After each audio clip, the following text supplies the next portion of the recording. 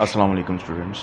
Grammar skill 7 new edition indefinite pronouns हमने शुरू किया था लास्ट लेक्चर में, तो आज इसका पार्ट 2 है। तो स्टार्ट करते हैं हम जी। इंडेफिनिट प्रोनाउंस जो हैं ये एक रीकैप है जो हमने लास्ट लेक्चर में सीखा था।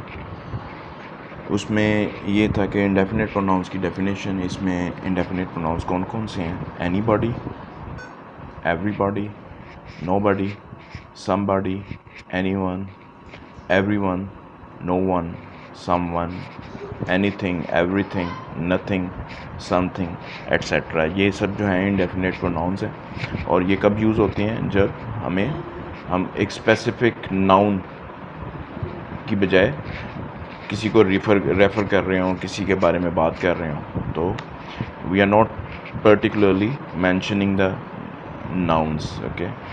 तो we use indefinite pronouns to refer to people or things without saying exactly who or what they are, ठीक है, कि वो कौन है, क्या है, तो उसको रेफ़र किए बगैर हम जो है किसी की बात करें तो इसके लिए हम indefinite pronouns को यूज़ करते हैं।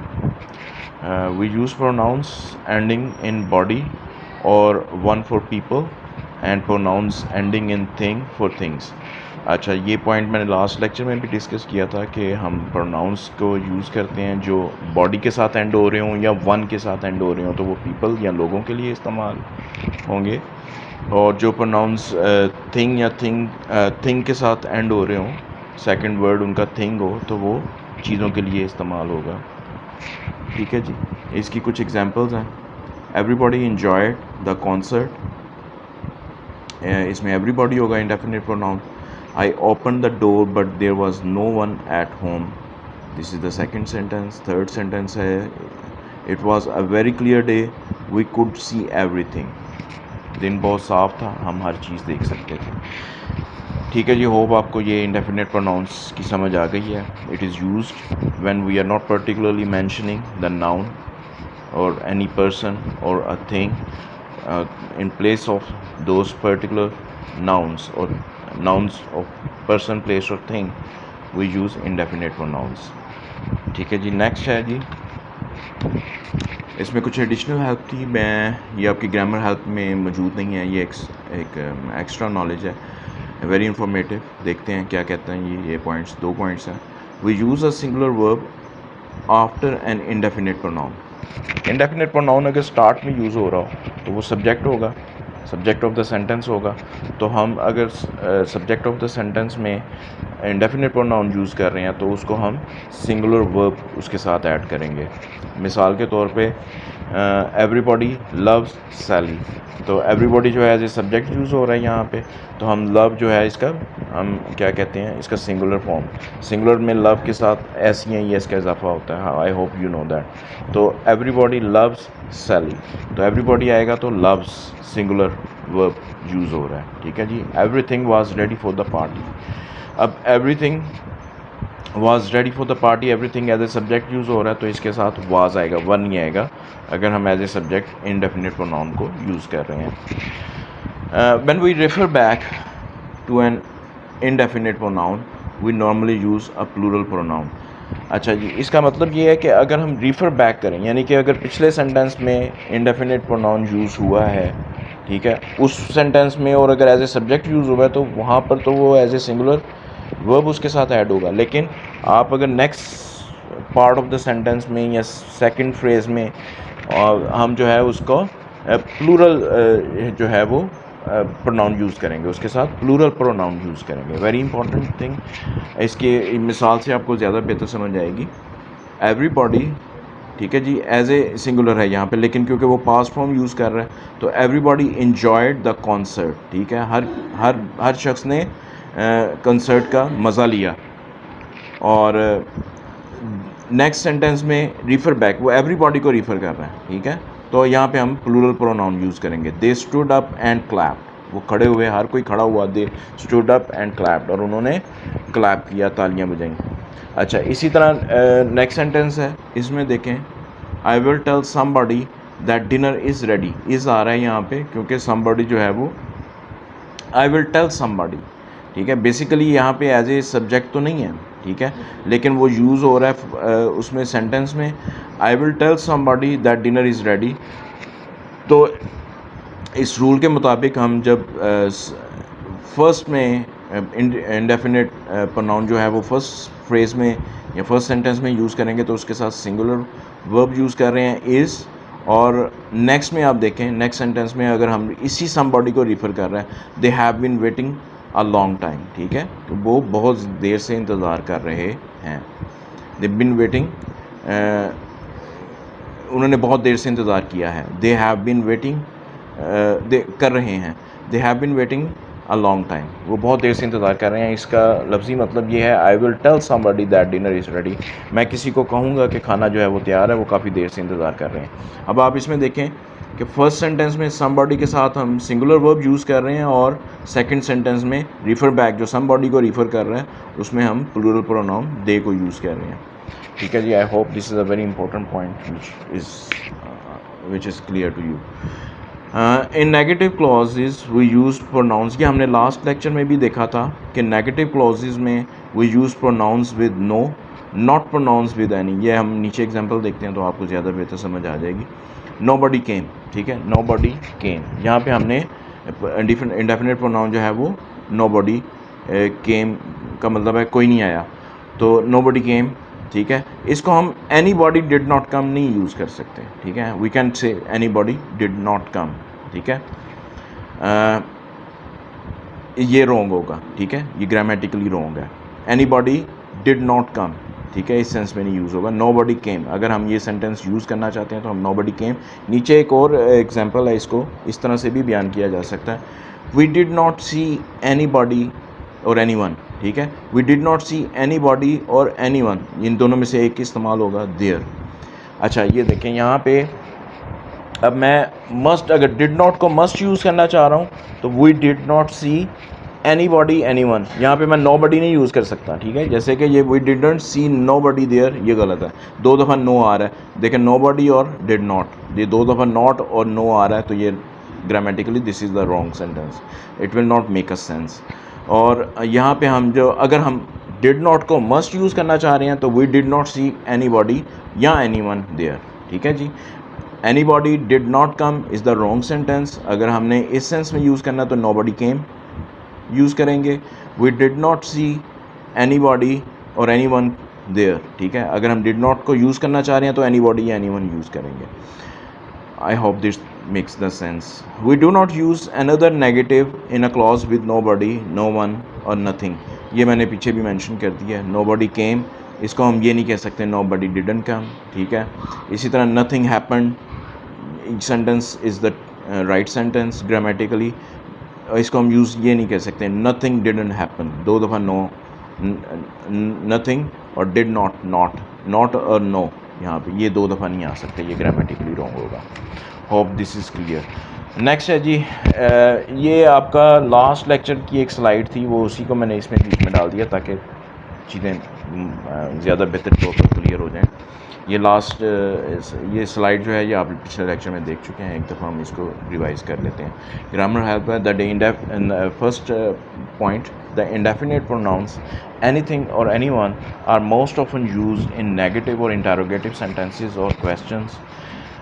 एनीथिंग और एनीवन जो है वो मोस्टली हम नेगेटिव या इंटरोगेटिव सेंटेंसेस में यूज़ करते हैं। For example we do not need anything else, अब यहाँ पे देखें डू नॉट, नॉट के साथ एक दफ़ा आ गया तो एनीथिंग यूज़ करेंगे, ठीक है, we do not need anything else. Is anyone there, ठीक है, नेक्स्ट सेंटेंस है इज़ एनीवन देयर, तो ये क्वेश्चन में जो है वो हम एनीवन को यूज़ कर रहे हैं, इज़ एनीवन देयर। सेंटेंस का मतलब ये है, इस पॉइंट का मतलब ये है कि इंडेफिनिट प्रोनाउंस एनीथिंग और एनीवन जो है वो नेगेटिव सेंटेंसेस और या इंटरोगेटिव सेंटेंसेस में यूज़ होते हैं। नेक्स्ट पॉइंट है जी, you use nothing and no one in negative statements and negative questions only. For example, there was nothing left, ये एग्जाम्पल है। you use nothing and no one in negative statements and negative questions only. nothing और no one जो है वो सिर्फ negative statements में ही use होता है, और या नेगेटिव क्वेश्चंस, क्योंकि नो तो ऑलरेडी लगा हुआ है तो वो क्वेश्चन भी नेगेटिव हो जाएगा, यानी कि क्वेश्चन के अंदर भी आप नेगेटिव को नेगेटिव स्टेटमेंट्स को यूज़ कर रहे हैं। और अगर आप खाली स्टेटमेंट देखें उसकी तो वो होगी ही नेगेटिव, क्योंकि नो का लफ्ज़ यूज़ हो रहा है नथिंग में और नो वन में। अच्छा जी, इसकी एग्जांपल है देयर वाज नथिंग लेफ्ट, ठीक है, there was nothing left already makes a sense के लिए एक नेगेटिव स्टेटमेंट दे रहा है। Did no one see what happened, ठीक है, यहाँ पे भी आपका क्वेश्चन और नेगेटिव दोनों स्टेटमेंट है, क्वेश्चन एंड नेगेटिव क्वेश्चन कहेंगे इसको। Did no one see what happened, is no one there, ठीक है जी, ये भी नेगेटिव क्वेश्चन को की तरफ इशारा कर रहा है।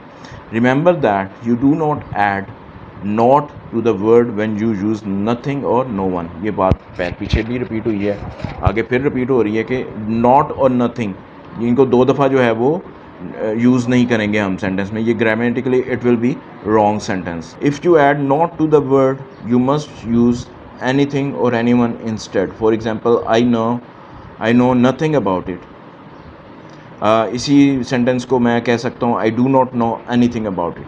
यही पीछे भी मैं यही रिपीट करके आया हूँ, तो hope this clear the sense. मैं एक में तो फिर थोड़ा सा इस पर लाइट डाल देता हूँ। If you add not to the word, अगर आप नॉट आपने मस्ट यूज़ करना है तो आप नथिंग या नो वन जो है वो यूज़ नहीं करेंगे, दो दफ़ा नॉट या नो नहीं आएगा, grammatically it will be wrong, ठीक है। फॉर एग्जांपल आई नो, ये यहाँ पे नॉट का इस्तेमाल नहीं है, आई नो नथिंग अबाउट इट, ठीक है जी। और अगर आप डू नॉट को यूज़ करना चाह रहे हैं, I do not know anything, तो नॉट नथिंग जो है वो एनीथिंग में कन्वर्ट हो जाएगा, I do not know anything about it, ठीक है जी। नेक्स्ट आपका सी क्वेश्चन है, he write the sentences as questions. ये पॉजिटिव सेंटेंसेज हैं, इनको आपने क्वेश्चंस में कन्वर्ट करना है, और जितने भी आपके इंडेफिनिट प्रोनाउंस हैं उनमें उनकी जगह आपने एनीथिंग या एनीवन को यूज़ करना है। The first one has been done as an example. ये मैंने सारी कर दी हैं आपको, आप देख लें इसको। There is nothing very difficult in it, बहुत ही ईजी है। There is no one at the bus stop, तो इसको हमने क्वेश्चन में करना है, तो क्वेश्चन इसका आगे लिखा हुआ है इज़ देयर एनीवन, क्योंकि नो वन उसने ऊपर कहा कि आपने कोई भी इंडेफिनिट प्रोनाउन को एनीवन या एनीथिंग या एनीवन में कन्वर्ट करना है, तो यहाँ पे आपका एनीवन आ जाएगा क्योंकि ये पर्सन से रिलेटेड है। एनी वन एंड बॉडी, ठीक है जी, मैं दोबारा बता रहा हूँ, वन एंड बॉडी जो एंडिंग वर्ड होगा सेकंड में वो पर्सनस के लिए यूज़ होगा, और थिंग जो है वो चीज़ों के लिए इस्तेमाल होगा। तो इसका क्वेश्चन होगा जी is there anyone at the bus stop. Second है they notice nothing unusual, did they, क्योंकि ये पास्ट फॉर्म है, नोटिस्ड, तो डिड आएगा यहाँ पे क्वेश्चन के तौर पर। डिड दे नोटिस, नथिंग की जगह एनीथिंग आ जाएगा। Anything unusual, someone knows where she is hiding, तो ये यहाँ पे प्रेजेंट है तो डज़ आ जाएगा। डज़ एनीवन, तो समवन की जगह एनीवन आ गया। Does anyone know where she is hiding, there was nothing in the cupboard, तो वाज ही आ जाएगा यहाँ पे स्टार्ट में क्वेश्चन बनाते हुए। वाज देयर एनीथिंग, तो नथिंग की जगह यहाँ पे आ जाएगा एनीथिंग इन द कपबोर्ड। अच्छा जी, नेक्स्ट है he told someone what he had scene, ठीक है जी, ये आपका पांचवा सेंटेंस है। ही टोल्ड समवन, समवन यहाँ पे इंडेफिनिट प्लूरल है तो यहाँ पे एनीवन आ जाएगा, और इसको क्वेश्चन में कन्वर्ट करते हुए पास्ट है, टोल्ड जो है वो पास्ट है तो डिड आ जाएगा स्टार्ट में। Did he tell anyone what he had seen, they have given her something to drink, ठीक है जी, हैव स्टार्ट में आ जाएगा। Have they given her something anything में कन्वर्ट हो जाएगा, anything to drink. No one offered to help, did anyone, no one जो है वो एनीवन में कन्वर्ट हो जाएगा, और ये ऑफर्ड जो है वो पास्ट फॉर्म है तो डिड जो है वो स्टार्ट में आ जाएगा। Did anyone offer to help. Next है जी something is wrong with this computer, जी इज़ पहले आ जाएगा स्टार्ट में तो समथिंग की जगह एनीथिंग आ जाएगा, तो is anything wrong with this computer, simply. The police have arrested someone, the police have arrested, ये प्रेजेंट परफेक्ट प्रेजेंट परफेक्ट है ये टेंस, तो हैव स्टार्ट में आ जाएगा।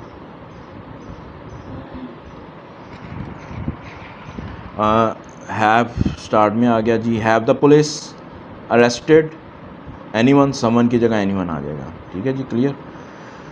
Nothing had changed in the village, nothing had changed in the village, तो nothing की जगह एनीथिंग आ जाएगा, और हैड जो है ये पास्ट परफेक्ट सेंटेंस है, हैड स्टार्ट में आ जाएगा। हैड नथिंग की जगह anything, had anything changed in the village, ठीक ठीक है जी, ये क्वेश्चन में कन्वर्ट कर दिया। आई होप ये सारे जो हैं आपकी एक्सरसाइज कंप्लीट है।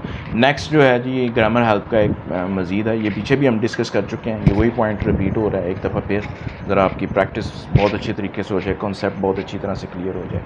तो इसमें आपका पहला पॉइंट है, you always use a singular verb when an indefinite pronoun is the subject. ये मैं पीछे कह के आया हूँ कि जब इंडेफिनिट प्रोनाउन को सेंटेंस के स्टार्ट में एज ए सब्जेक्ट या सेंटेंस के स्टार्ट में अगर वो यूज़ होगा तो तो हम उसके लिए उसका सिंगुलर वर्ब उसके साथ ऐड करेंगे। लाइक फॉर एग्जांपल, नथिंग जो है वो स्टार्ट में यूज़ हो रहा है। नथिंग इन दिस रूम, ये पूरा नाउन है। नथिंग इन दिस रूम, ये पूरा इंडेफिनिट प्रोनाउन रिप्रेजेंट कर रहा है। नथिंग इन दिस रूम, इसके साथ आप सिंगुलर वर्ब यूज़ करेंगे, बिलोंग्स टू मी, ठीक है जी। और इसी तरह सेकंड सेंटेंस है, एवरीवन इज़ रेडी, ठीक है। एवरीवन आ नहीं आएगा, everyone is ready. Everyone start में आ रहा है, सेंटेंस के सब्जेक्ट एज ए सब्जेक्ट आ रहा है, तो सिंगुलर वर्ब लगाएंगे, ये पीछे हमने पढ़ा है। However you can use they them their, ये प्लूरल प्रोनाउंस हैं, ठीक है। Etcetera to refer back to the indefinite pronouns, जो रिफ़र बैक यानी कि जो पिछले सेंटेंस में अगर वो यूज़ हो रहा है and you are making another sentence linking to the previous sentence, तो फिर हम वहाँ पे जो प्लूरल प्रोनाउन जो पहले यूज़ हुआ है उसको रेफ़र करने के लिए हम आगे दे दैम देयर जो है वो प्लूरल प्रोनाउन जो है वो यूज़ करेंगे। तो ये hope this point is very much clear to you. तो इसकी एग्जांपल है, someone has park their car on our drive, हमारी ड्राइव के रास्ते के ऊपर जहाँ पे हम पार्क करते हैं वहाँ पे समवन हैज़ पार्क्ड, हैज़ आएगा यहाँ पे, देखें यहाँ पे वो नहीं आ रहा, ये प्रेजेंट परफेक्ट सेंटेंस है और इसमें हैज़ जो है वो एज ए सिंगुलर यूज़ हो रहा है। Someone has park their car on our drive. If anyone phones, ये भी रेफ़र कर रहा है इफ़ एनी वन फोन्स, ये भी आपका पहला ही सेंटेंस है, ठीक है। If anyone phones, if anyone phones, अगर कोई कॉल करता है तो फ़ोन जो है ये भी सिंगुलर को रिप्रेजेंट कर रहा है, ठीक है। ये आपका पहला फ्रेज़ ही है, पहला सेंटेंस ही है कंप्लीट, ये it because it completes that sentence, ठीक है। तो ये आपका सेकंड है, टेल, ये आपका रिफ़र कर रहा है टेल हु, किसको बताना है आपने, तो टेल देम, कौन, ये देम में कौन है, someone who park the car और एनीवन हु फोन्स, ठीक है। तो इसको ये रेफ़र कर रहा है कि टेल देम, जो फ़ोन करेगा, जिसने गाड़ी लगाई है और जिसने जो फ़ोन करेगा, tell them I will be back soon, ठीक है। तो उसे बता देना कि tell them as a plural pronoun यहाँ पे यूज़ हो रहा है, I will be back soon, मैं जल्द वापस आ जाऊँगा, ठीक है। और अगर आप फॉर्मल इंग्लिश में ये यूज़ करेंगे तो यू माइट यूज़ ही और she instead of they, his और her instead of their, because formal में आपको पता होगा कि ये ही की गाड़ी है या शी की गाड़ी है, तो ठीक है। तो वहाँ पे फॉर्मली यूज़ करते हुए हम ही शी जो है वो दे और देयर की जगह ही शी, हिज और हर जो है वो यूज़ कर सकते हैं, ठीक है। Hope this is very much clear to you now and I have, ये आपकी ग्रामर में जो भी है वो मैंने सारे पॉइंट्स जो हैं वो काफ़ी डिटेल के साथ डिस्कस किए हैं। And thanks for listening to me, thanks for listening my lecture. I hope in next video आपकी 2 एक्सरसाइजेज हैं, ठीक है जी, डी और ई, और आपका ये थर्ड चैप्टर जो है ये कंप्लीट हो जाएगा। तो नेक्स्ट लेक्चर में इंशाल्लाह ताला मैं सिर्फ 2 एक्सरसाइजेज पोस्ट करूँगा। Thank you very much. Please subscribe to my channel and like my video, as well as press the bell icon so you won't miss my upcoming